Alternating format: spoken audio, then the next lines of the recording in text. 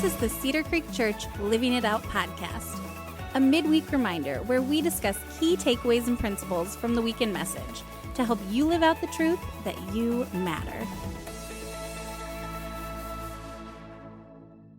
Okay, welcome to the Living It Out podcast. My name is Kelly Pagel, and I am here today with Marna Ward. Marna, welcome. Thank you so much, Kelly. We're sort of giggly, you guys. We super are. So this is take 2 for us. We taped the podcast, yesterday. Yeah. And now it's today, and we realized that there were some technical issues. So, hey, you're getting take 2. Here we are again. I know. It could be better or worse, or we were saying, get us out of here. Yeah, right? Yeah. Our very own Get Me Out of Here moment just with the podcast alone. Right here. Yep. So, welcome to it, everybody. Yeah, so glad that you're here joining us. And wow, we are back in March weather today, officially. But the weekend, weekend, I'm still living in the weekend. I know. It really was. It was such a reminder that, spring is coming. And honestly, the time change is this coming weekend. Are you for real? I think so. Don't please, if I'm wrong and you all are now ahead or off time, I take no responsibility for this. But somebody was telling me that it is this weekend. So it was like, oh my gosh, the days getting a little bit longer, in the evenings so nice. And some of that stuff. So lots to look forward to. But boy, these last couple days have been get me out of here. Yes, they have. And Ben had a great message this weekend. Yeah, he did. It was really good and kind of appropriate that the temperatures were rising over the weekend, and then that was kind of his opening, like, what do you do when your temperature, when the temperatures rise? And he was talking about our situations, of course, and not the actual outdoor temperature, but but the pressure moments, absolutely, right? Absolutely. And I love those emojis. So the emojis, they were great. I gotta ask, what's yours? So as much as I don't want to admit it, it's definitely the mad face. So something doesn't go right. So as a recovering perfectionist, when it doesn't go right, it's like, and I'm so much better when people are like, when stuff is happening around me that doesn't have anything, like if for example, with this podcast, if things kind of go wrong, I'm not mad. It's me. It's like if I've done something that elevates the pressure, that's when it usually happens for me. But some of those emojis were great. Oh my goodness, I loved so good. I loved if you were in our auditoriums, you could kind of hear just the response everybody had, and then if you were online, hopefully you had that experience, with who you were watching with, or could text somebody about it. Because what I had to laugh about was the one with the tears, because it was like you could hear the collective, like, oh yes, he does see me. This is a real thing. He does see me. Yeah. How about for you then, under pressure? It depends where we are in the pressure stage. Like at the beginning, I had that first face, like, ooh, wow, that's okay. But I will confess that if I'm far enough in to the weeds, it is the tears. It is the tears. That's my little pressure valve. Yeah. when it's all turned up. Yes, when it's all turned up, that is my it is. I'll keep that in mind. So you'll know. I'll know when we've hit our like everybody mark it down, So right, I love it. Exactly. So I think that what was so great about that was that we can all relate. We all have those situations where our tensions rise, and we all have those emotions, right? Yep. And that is one of the things that I thought was so interesting, and how he pulled that all together, and saying that part of this is that we don't always see the role that hope plays in that process. Yeah. And so I thought that was a really interesting way to open that as we step into Daniel 3. Yes. So that's where I'd love for you to start. If you could just bring our listeners in, remind us where we are in the story now that we're at Tuesday. Like, wow, we're a couple days past. Yeah. So really the Get Me Outta Here series, the heart of it is really talking about the hope that God provides. And really the book of Daniel is filled with these moments where had they not had hope, or had they not had their faith, which are linked, right? Certainly the outcomes may have been different, but even within their own hearts. And so we really pick up the story in Daniel 3 where Daniel and his friends, Shadrach, Meshach, and I really don't want to say this guy's name because we've been saying it wrong our whole lives, but Abednego. however we need to say it. They have now been in Babylon for over a decade, probably. So it's been a while. So this is why context is so important when you're reading scripture. Is in some ways you're like, wow, these guys did all of this. Like, what's the time frame? Like, where is all of this happening? Right. But they've been in Babylon for a while now. And if you were not able to join us or just kind of picking up this story, Nebuchadnezzar had really said, hey guys, he went to Jerusalem and went, you're actually going to come live with us. And so they've been exiles there. They've lived there for a while. They've been part of really the king's inner circle, if you will, and chosen because of it. If week one, Ben kind of talked about that. And so we pick up with King Nebuchadnezzar now having, if you remember, Andy talked about a dream. Right. And now, in some ways, King Nebuchadnezzar has been like, oh, great. Thank you for interpreting my dream. And now I'm going to actually do something with that, which we don't know how long it took him to actually get these plans together and, have it commissioned and get all the gold in. But he has now built a statue that probably represents the same image that he saw in his dream. But he's basically put up this 90-foot statue of essentially a king. We think it's probably him. But if you think about height-wise, too, like the water towers around town, like I thought that was helpful. And Ben said, like, that's 150, this is 90. So it's not small. Right. It is not small. Like, you're looking up, everybody, like at this. And on top of it, not only has he had this built, but now he's made a bold requirement of people in the midst of it.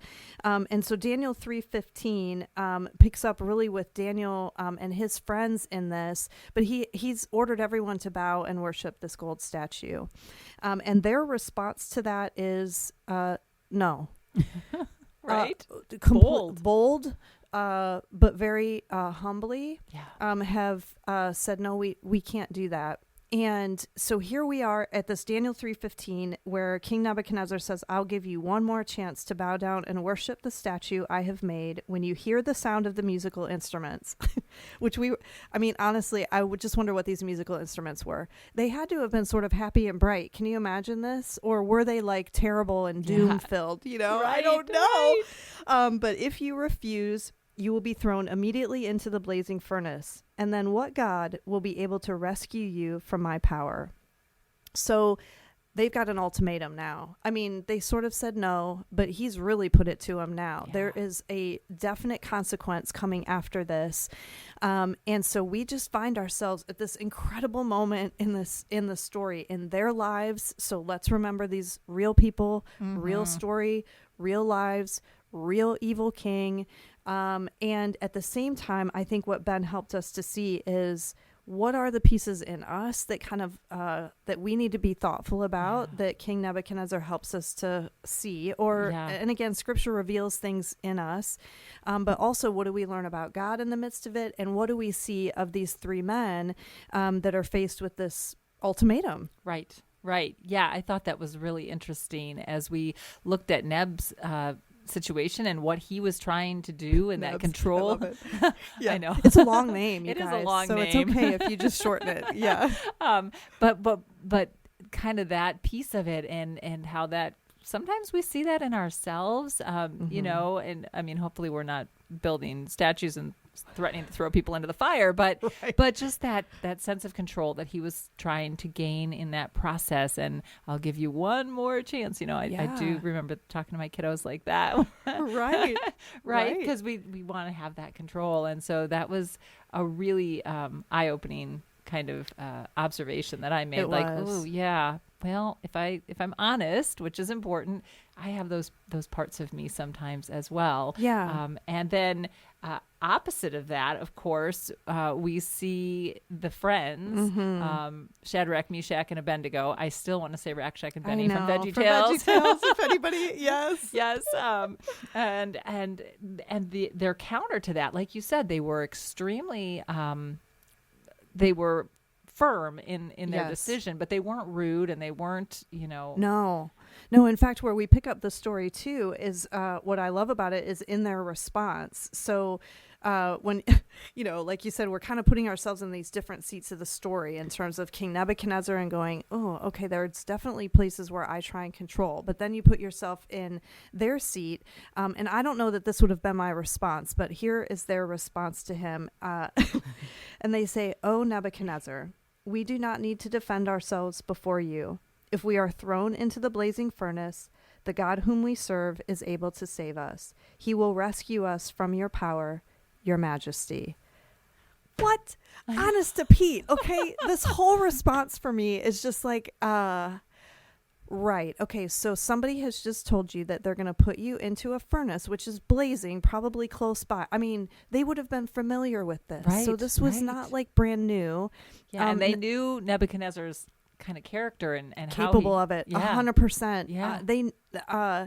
This is not naive on their part in terms of what they know he's capable of. And yet this is what Ben sort of talked about week 1, and Andy, continued to build on it in week 2, is that they lived in Babylon, but they still honored God and but honored the king. They had been put in this place, so they believed and knew and understood that they had a role to play with King Nebuchadnezzar, that this was part of God's will and plan for their life.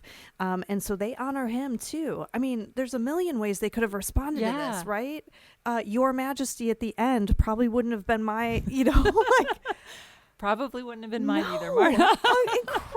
Incredible really humility. So inspiring for sure. And Ben's bottom line that brings us then to the next thing that they say is, but even if he doesn't, right? So they end with that, Your Majesty. They're confident in God. And then they say, but even if he doesn't, we want to make it clear to you, Your Majesty, again, Your Majesty, that we will never serve your gods or worship the gold statue you have set up.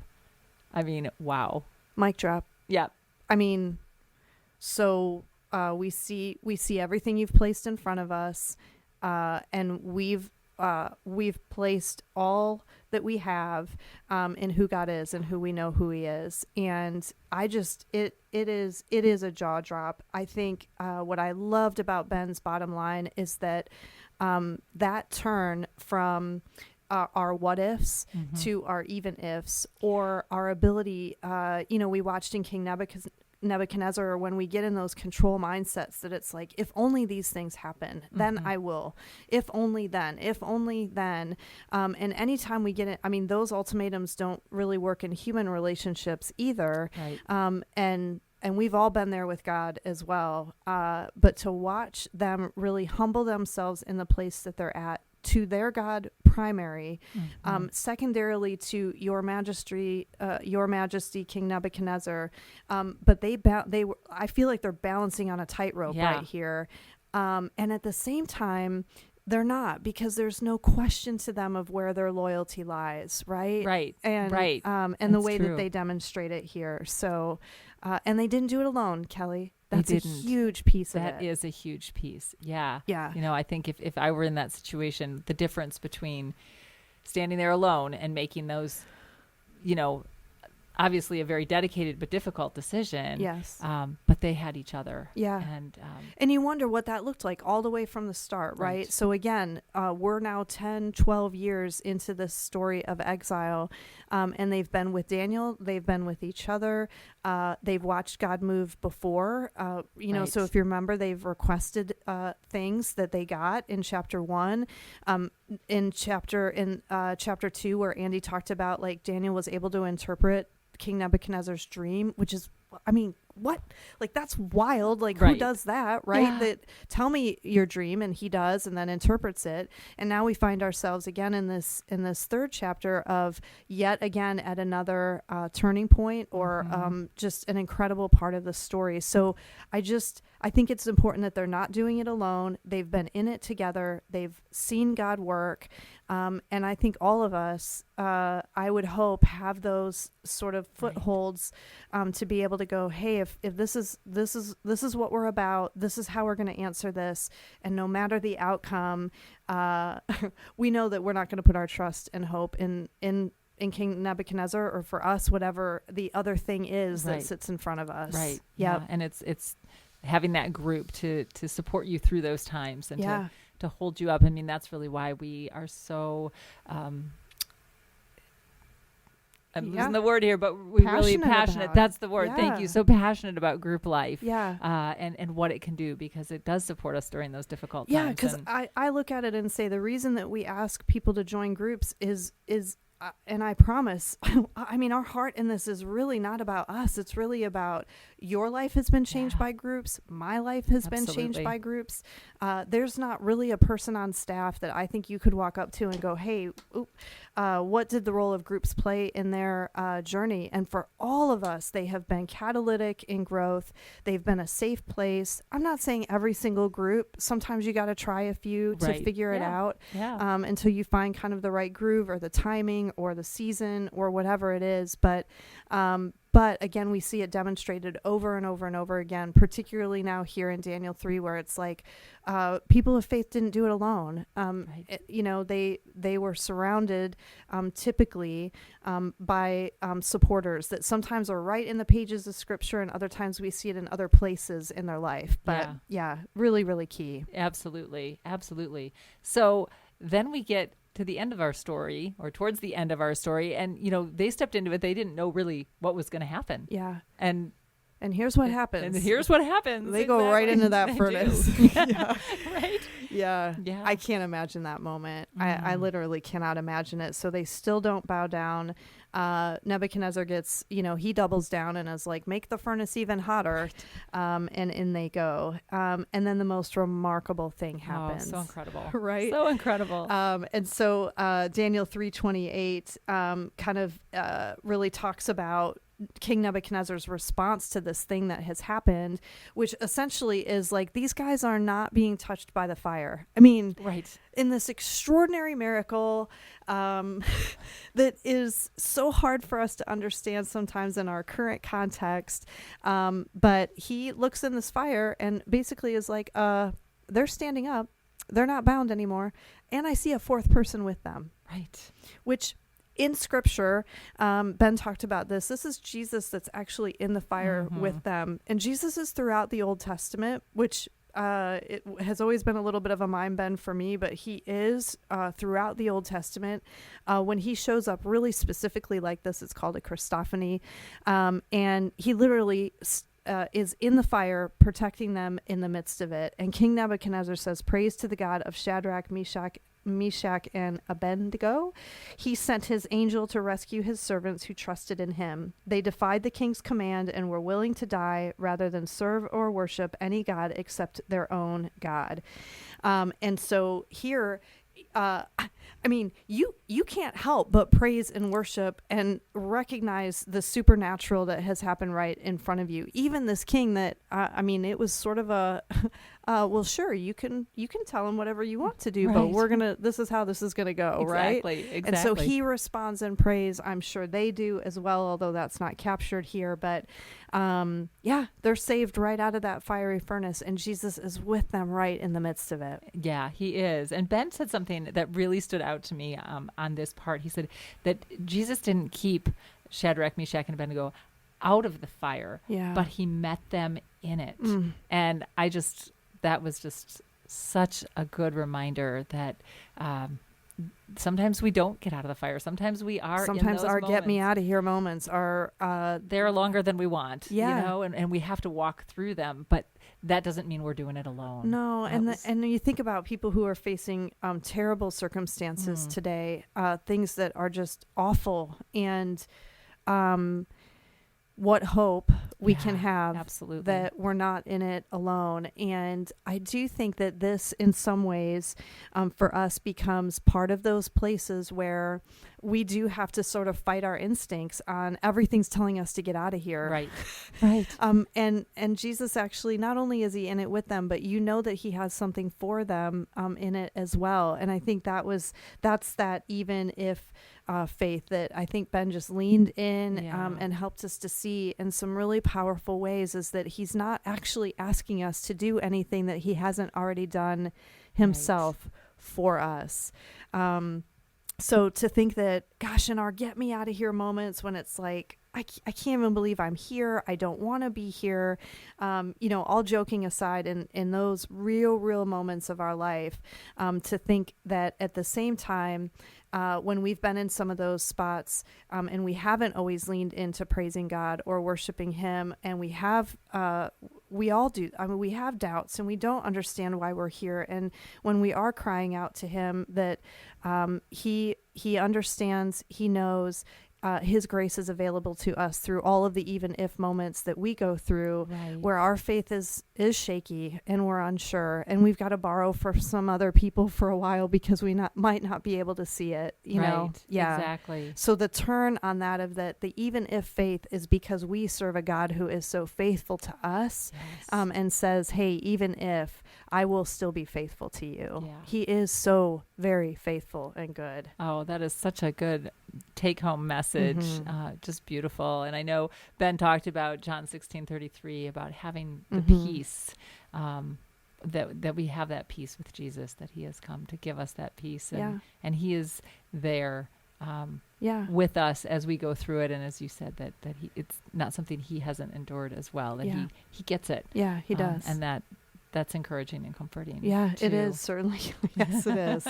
Yes, it is. So one of the questions that Ben challenged us with as we think about wrapping this up and where we want to take this as we step forward into our week and into the future, he made a call to ask us in the auditorium or as we listened, what is our small but humble stand? Because really that's what we've seen actually all the way through Daniel's small and humble stands with, I'm not going to eat this food, or in this case, nope, we're not going to bow down. So I love the challenge that he gave us. Yeah, and it's going to be different for all of us. Absolutely. I mean, I think that's that is a challenging question, right? It depends on what stage you're in, the things that God, where He's placed you, the people that you're interacting with. It can't even be, sometimes the things that we're watching or listening to, or, I mean, who knows what it is. But I love the idea too, that it doesn't have to necessarily be this big stand, but sometimes it's in the small, our daily sort of stuff that we can find ourselves kind of building to the ability to face some of the bigger things that unfortunately we're promised that they're going to come to. Right. Yeah. I love that. The small, faithful steps over and over. Over and over. Makes such a huge difference. Yep. Yeah. So, and what else would you say as next steps as we continue through? We've got one more week. I can't believe it. I know, it's gone so fast. So I would say the other thing to consider, and some of the ways that you can do that, is really Ben has talked about, reading the book of Daniel alongside us. Chapter 3 is so rich that you can just stay there for the week. And I find that if you read a chapter a couple different times, or if you listen to it a couple different times, or however you like to take in scripture, something else will stand out to you. So even as we sat down today, it's like, as I'm reading through some of those, verses, there is so much there about who God is, the way that He works in the midst of it. Again, their humility, but also still serving a king that I can't imagine that they really wanted to, but here's where they find themselves. And so I think taking in Daniel 3 this week can be a great way to just continue to do some of the small, faithful steps. On Right Now Media, we also have, so if that's not your gig and you would love to just kind of take a deeper dive, on our library, on Right Now Media, which if you log into Right Now Media, it says Cedar Creek Church Library right there. We have listed Thriving in Babylon is the study that Ben recommended. And you can even take those in as a podcast. You can watch them on your own in the evening. Maybe it replaces that 30 minutes of Netflix just for that 30 minutes. But it is a fantastic study that really unpacks more of what it meant to be in Babylon, and just helps bring all of this more to life. Yeah, that's great. Yeah. That is wonderful. Well, thank you so much for being here today with us, Marna, and thank you all for joining us today, making us part of your day. And we hope that this time has reminded you that you matter and helps you to live out that truth throughout the rest of the week. Thanks, everyone. Thanks, Kelly.